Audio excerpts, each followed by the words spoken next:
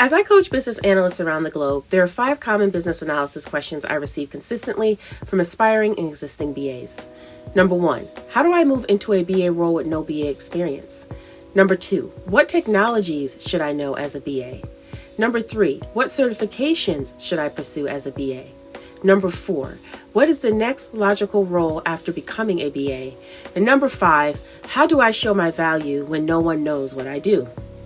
Get ready to find out the answers to these common questions in a compilation of videos focusing on each question.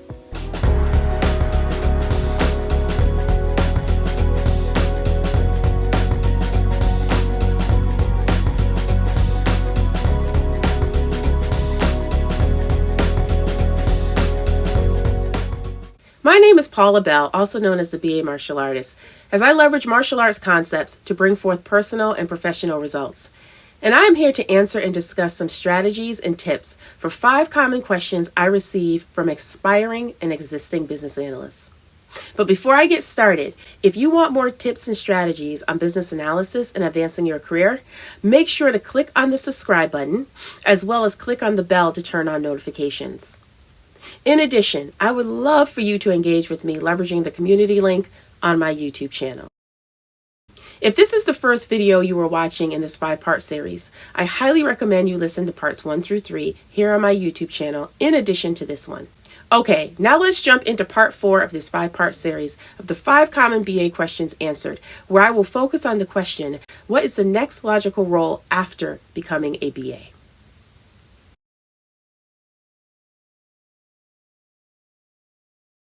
I get this question often as I coach and interact with BAs. What is the next logical step? Or where do I go from here? Or what are my options? I love these questions because I get to say, the sky's the limit. I remember when I started my martial arts journey, the motivation was to spend time with my twins. And as I continued to advance in the belt ranks, my eye was on obtaining my black belt. But once I obtained my black belt, my initial thought was that I made it. I achieved my goal. But I learned that it was much bigger than that. Now that I am a black belt, I have a responsibility to help my fellow classmates. I turned from student to instructor, and now I have different roles within the dojo. I am also professionally and personally branded as a martial artist, and I use it in everything I do because the sky's the limit. As a business analyst, there are so many directions or paths you can take, and it's not because you have the title of BA, but it's because of the value you bring to any organization with all the skills and competencies you have. In this video blog, I will explore some common paths you can consider. For the context of this blog, we are going to consider rising from a junior BA perspective. Let's first start with moving into a senior BA role. As you work as a junior BA, you will gain experience and knowledge. And with this experience and knowledge comes the ability to lead, mentor, and coach others, take on bigger and more projects, and be the sought-after BA on projects. I have conducted some research to determine what are some of the minimum qualifications to move into a senior BA role, and here's what I found. Let's first start with education. Typically, a bachelor's degree in a relevant field is required. Some common degrees include business administration, finance, information technology, economics, or a related field. Some organizations may also prefer candidates with a master's degree or MBA, especially for senior level positions. Next is the important piece, which is work experience. Generally, a senior business analyst position requires several years of relevant work experience as a business analyst. The exact number of years can vary, but is typically in the range of 5 to 8 years or more.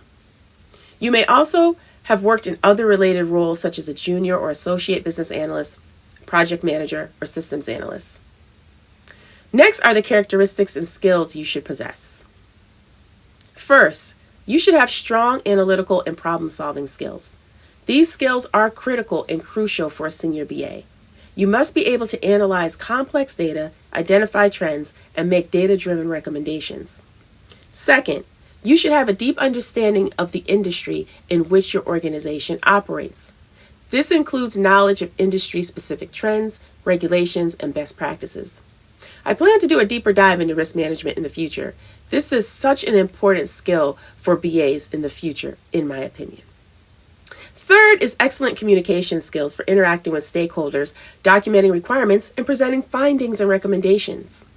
Strong communication verbally and in writing is another critical skill, especially as you move into a senior BA role. And fourth, as a senior BA, you should be proficient in various software tools used for data analysis, project management, and documentation. This can include Microsoft Excel, data visualization tools, and project management software tools. These tools vary from industry to industry and organization to organization. Fifth, senior BAs often work closely with other team members, including junior analysts, project managers, and business stakeholders. Leadership skills and the ability to work effectively in a team are important. If you are a BA that no one wants to work with, advancing in your career may be difficult. Take time to build relationships. 6. While not always mandatory, obtaining certifications can be beneficial. Certifications such as the Certified Business Analysis Professional or Certification of Competency in Business Analysis offered by the International Institute of Business Analysis can enhance your credibility as a senior BA. 7. The ability to adapt to changing business environments and technologies is crucial. Senior BAs often need to stay current with industry trends and emerging technologies, as well as changing priorities. Please remember that these qualifications can vary by region and industry. Some organizations may have additional requirements or preferences, and the specific qualifications for a senior BA role may evolve over time as technology and business practices change. Therefore, it's a good idea to research job postings and speak with professionals in your target industry to understand the specific requirements in your desired location. Let's now move to a BA manager role. Not everyone wants to be a manager, but for those who do, becoming a manager or business analyst may be the next logical step for you. There are some things to consider, though, as you consider this role. Number 1, you have to think long and hard if you are ready to give up being in the day-to-day details. This can be a difficult transition, but it is a necessary one. As a BA manager, you should be prepared to, number 1, think strategically. Instead of working on projects as a BA, you will need to understand the strategic goals and objectives and communicate that to your team to direct their work. Number 2, you will need to lead with integrity. When you lead with integrity, you gain credibility and trust, and someone the team will want to follow. If you don't build this foundation, it will be hard for you to lead a team. Number 3, when you become a manager, it is no longer about you, but about the team. Your leadership of the team will build your brand in the organization. Take time to understand your team's aspirations as far as their career development. The more you help the team be successful, you will become known as the manager and leader others want to report to. Retention of the team is key, but allowing members of the team to advance their careers to better their professional careers is key as well. It's a balance. Number 4, you have to trust your team. Don't micromanage your team members. You hired them or acquired them for a reason. They are on the team because they have the skill set, so trust them and let them do their work. Trust them until they give you a reason not to. And if that time comes, walk in grace and kindness because you never know what a person is going through. Take a moment to understand when the change occurred and how that can be impacting their performance. Talk with your team, not always at your team. Another potential role you could move into is a product owner role. So what is a product owner? The product owner provides clarity to the team about a product's vision and goal. In addition, the product owner is accountable for the product and sprint backlogs. The product owner manages the backlogs, communicates the status of items, and attends daily Scrum meetings. It's critical that the Scrum team or project team respects and trusts the product owner. This role is a great stepping stone to a manager role, as you may not be the one doing the day-to-day activities, but instead you are directing, guiding, and communicating strategically to the team the work that needs to be done. Another potential role to build off of the product owner is becoming a Scrum Master.